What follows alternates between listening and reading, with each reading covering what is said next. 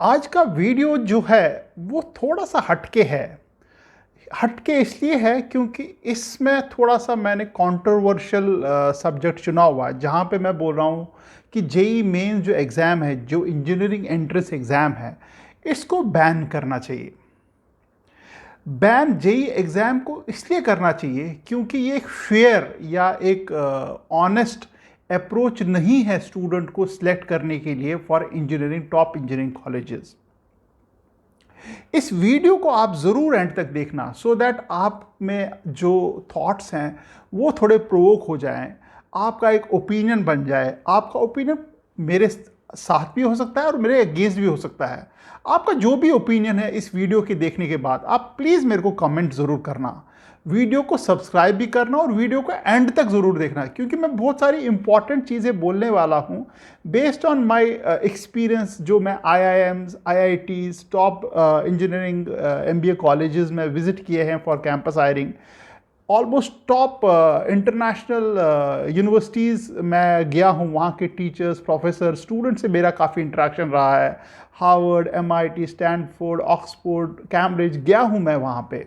तो based on that experience, जो admission process different different universities के क्या होते हैं, उनका ये मैंने थोड़ा सा उसका जूस निकाला है और उसके बेसिस पे एक वीडियो बनाया है।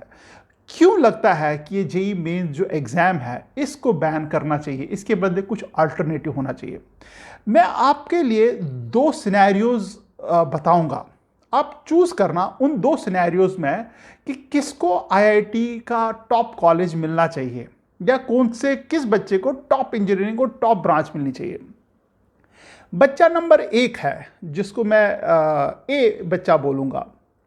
उसके माँ बाप गरीब हैं, उसके फादर जो हैं वो सब्ज़ी का ठेला लगाते हैं, सुबह जाते हैं शाम को कमाई करके आते हैं।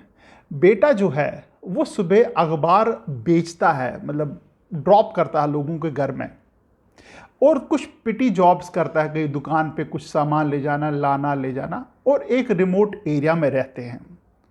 बच्चे ने किसी तरीके से पढ़ाई की, किसी तरीके से सरकारी स्कूल में गया, वहाँ पे टीचर थे नहीं थे, पैदल 8-10 किलोमीटर जाना, पैदल 8-10 किलोमीटर आना, और उसके बाद उसके 70-80% मार्क्स आ जाते हैं और जेई मेंस का एग्ज़ाम देता है, जहाँ पे उसको कहीं पे भी सीट नहीं मिलती है। आप समझ रहे हैं मैं क्या बोलने वाला हूँ? गरीब बच्चा है, पूरी मेहनत की है, सब कुछ उसने किया है, बट किस्मत उसके हाथ में नहीं थी। अब सिनेरियो 2 है, एक बच्चा है, दूसरा बच्चा, बच्चा नंबर बी, बच्चा नंबर 2। उसके माँ बाप अच्छी जॉब कर रहे हैं, गुड, अच्छी बात है, मिडिल क्लास है या अपर मिडिल क्लास है। बच्चा प्राइवेट स्कूल में पढ़ता है, अच्छे रिप्यूटेड प्राइवेट स्कूल में पढ़ता है। उसका जो ही 7th 8th हो गया, माँ बाप को लगा यार इसका करियर का क्या करना चाहिए, तो उन्होंने उसको एक कोचिंग में डाला। उन्होंने सोचा 4 साल की कोचिंग करेगा। 4 साल की कोचिंग यानी कि 4-5 लाख का खर्चा है। स्कूल भी जाता है, कोचिंग भी जाता है और ट्यूशन भी करता है, और बच्चा 24 घंटे पढ़ता रहता है। खूब मेहनती बच्चा है। जेई मेंस का एग्ज़ाम होता है, बहुत अच्छे नंबर से क्रैक करता है। फिर जेई एडवांस का भी एग्ज़ाम देता है, टीचर्स को हेल्प करते हैं, उनका कुछ एक्स्ट्रा कोर्स होता है कोचिंग सेंटर का, उसको भी ज्वाइन कराते हैं, जिसकी कीमत 40-50 हज़ार रुपये है, वो भी ज्वाइन कराते हैं। तो एंड में उसको, बच्चे को, एक अच्छा आईआईटी का कॉलेज मिल जाता है और अच्छी ब्रांच मिल जाती है।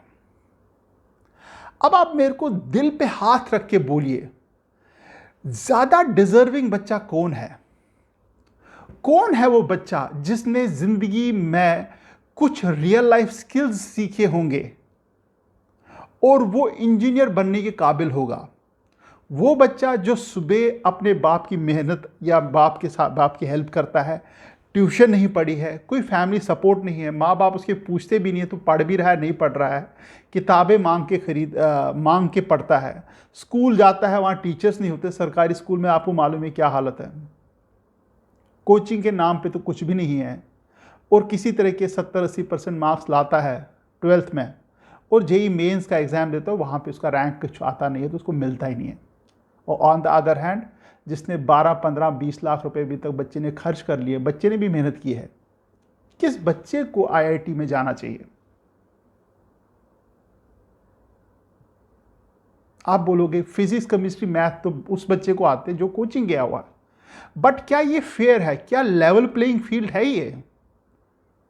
आपने जेई मेंस का एग्जाम ही उसी लिए बनाया है ताकि जो अमीरों के बच्चे हैं, जिनके माँ बाप के पास रसूख है, जिनके माँ बाप के पास पैसे हैं, वो कोचिंग करें और वो जाएं कोचिंग के बाद आईआईटीज या टॉप के इंजीनियरिंग कॉलेजेस में।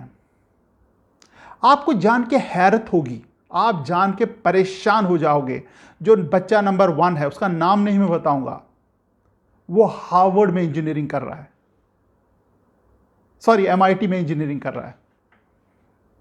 आप बोलोगे ऐसे कैसे हो गया? द सेम बच्चा was picked up by an NGO. NGO ने देखा काफी मेहनती बच्चा है, उसका केस रिकमेंड किया टू एमआईटी। कहीं पे कांटेक्ट था उनका एमआईटी में जहाँ पे एडमिशन होने थे, उन्होंने उसका पूरा केस बनाया। उस केस के बेसिस पे, उसके मार्क्स के बेसिस पे और उसका डेडिकेशन के बेसिस पे उसको एमआईटी में इंजीनियरिंग की सीट मिल गई।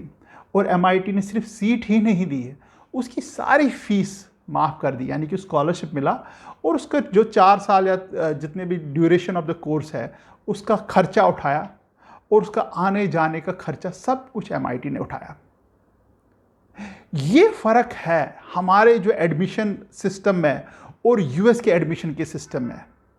हम लोग यहाँ पे एक परफेक्ट एम्प्लॉय बनाते हैं जो जाएगा जॉब करेगा, बट यूएस या इंटरनेशनल सिस्टम में वो एंटरप्रेन्योर्स बनाते हैं, जो कंपनीज खोलते हैं, कंपनीज बनाते हैं। ऐसा कैसे हो सकता है कि 125 करोड़ की आबादी में हमारे पास एक डंक की कंपनी नहीं है जिसके इंटरनेशनल रेपुटेशन हो? ऐसे कैसे हो सकता है? क्योंकि हमारा जो एजुकेशन सिस्टम है, जो हमारा entry criteria to a bigger colleges है, वो एक एम्प्लॉय बनाने के लिए परफेक्ट है। जो फिजिक्स, केमिस्ट्री, मैथ पढ़ेगा अच्छा, वही एक अच्छा इंजीनियर बन सकता है। क्या आपको मालूम है अच्छा इंजीनियर मतलब क्या होता है? अच्छा इंजीनियर होता है जो इनोवेटिव हो। ये फिजिक्स, केमिस्ट्री, मैथ पढ़ने से आपका इनोवेशन स्किल्स कहां पे चेक हो रहे हैं? एक अच्छे इंजीनियर की पहचान है, अपार्ट फ्रॉम इनोवेशन, एक रिस्क टेकिंग कैपेबिलिटी हो कि वो इनोवेशन को जाके उसमें कुछ बनाए और लोगों को दिखाए, और जो अपना कंफर्ट जॉब है वो छोड़े और बना के कुछ इनोवेशन करके दिखाए। ये फिजिक्स, केमिस्ट्री, मैथ करने के बाद कहां से वो रिस्क टेकिंग कैपेबिलिटी बैठती है? आपको जान के हैरानी होगी, जितने भी टॉप के इंजीनियरिंग कॉलेज के बच्चे हैं, टॉप के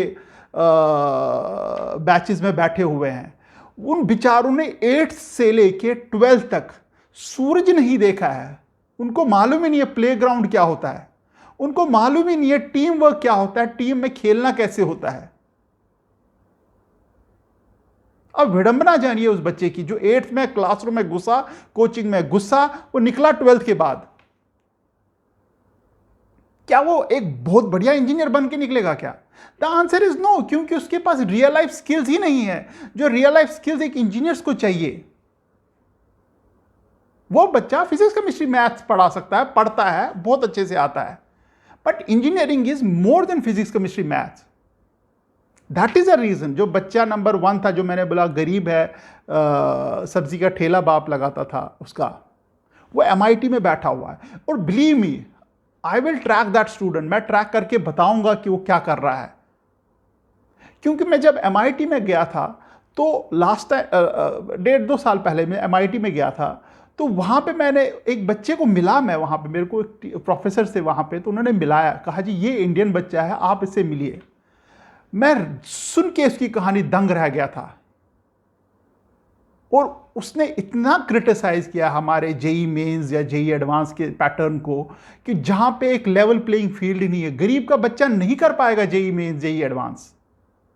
आप मेरे को बताइए, आपने न्यूज़पेपर ऐड देखते हो बड़े बड़े कोचिंग सेंटर के, अच्छा काम कर रहे हैं, कोचिंग सेंटर होने चाहिए, कोचिंग से अच्छा काम होता है, बच्चों को एटलीस्ट डायरेक्शन मिलती है। आप इतने सारे एड्स देखते हैं, कोई आईएएस, कोई आईआईटी जेई, कोई मेडिकल, कोई फलाना टमखाना, टॉप 10, टॉप 100, टॉप 200 स्टूडेंट। एक भी बच्चा मेरे को दिखा दो जो एक बिल्कुल गरीब बैकग्राउंड से आया हो। एक दो शायद होंगे। क्यों, ऐसा क्यों है? क्योंकि गरीबों के पास पैसे ही नहीं है कि 2, 3, 4, 5 लाख रुपए तक का फी पे करें। नॉट ओनली फी, फिर वो एक्सपेंसिव बुक्स खरीदें और 12-12, 15-15, 20-20 घंटे अपने कमरे में पड़े। कमरा तो भूल ही जाओ, कमरा कहाँ है गरीबों के पास? उस तो एक ही कमरे में किचन भी है, उसी में सोना भी है, एक खाट पे सोएगा, एक नीचे सोएगा, लाइट होगी होगी, नहीं होगी नहीं होगी।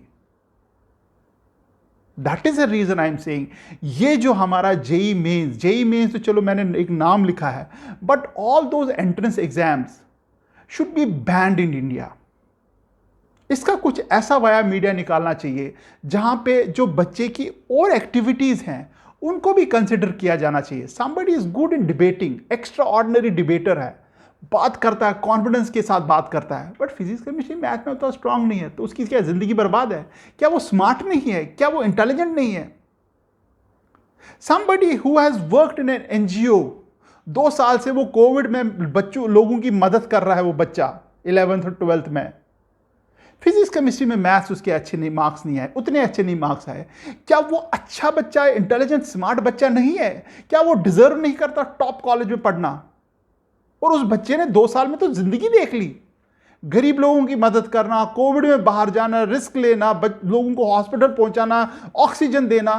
क्या उस बच्चे ने 2 साल में जिंदगी नहीं देखी है क्या? हम उस बच्चे को प्रेफर कर रहे हैं आईआईटी बॉम्बे में, जो 8वीं में क्लास के अंदर या घर में कमरे में घुसा और 12th में घर से निकला, उसको तो सूरज भी नहीं मालूम है कि सूरज कैसा होता है। प्लीज ऑफेंड मत होना कोई भी ऐसा बच्चा, बट ये रियलिटी है।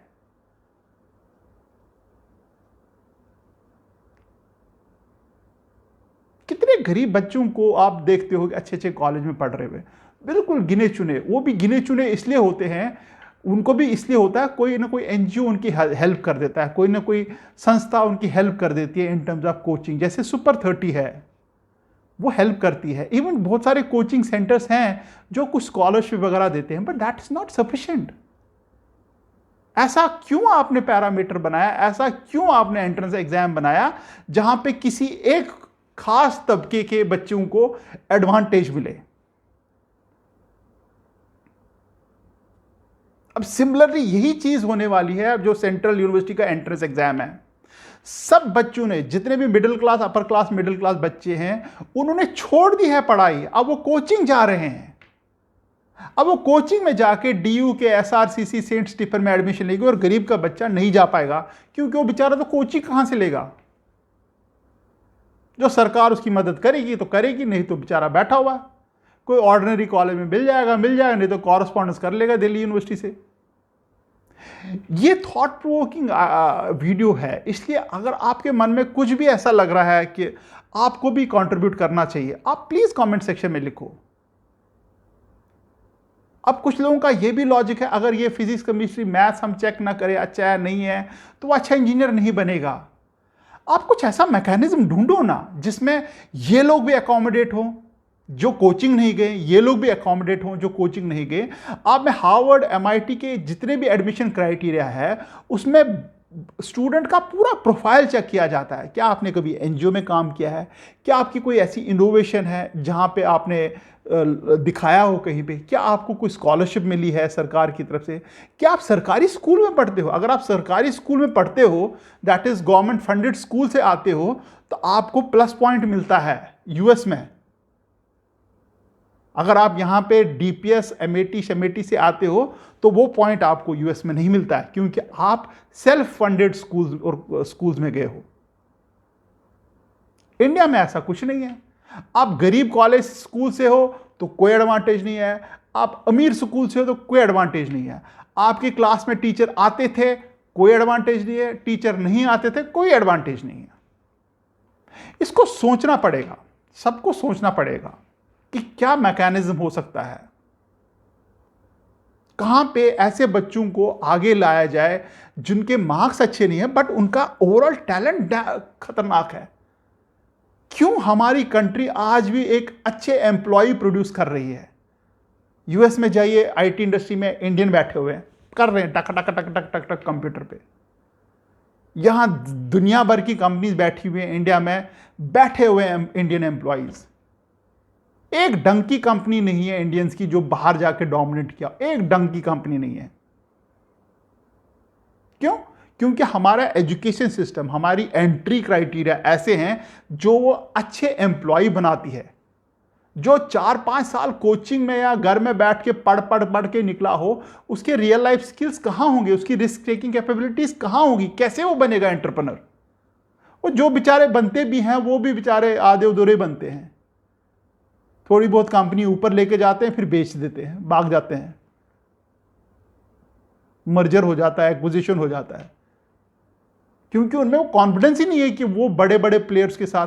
हाउ इज दैट पॉसिबल कि चाइना एक जायंट बन गया है ओवरऑल इंटरनेशनल मार्केट में? क्योंकि उनकी जो एंट्री, उनकी जो पढ़ाई है वो डिफरेंट है।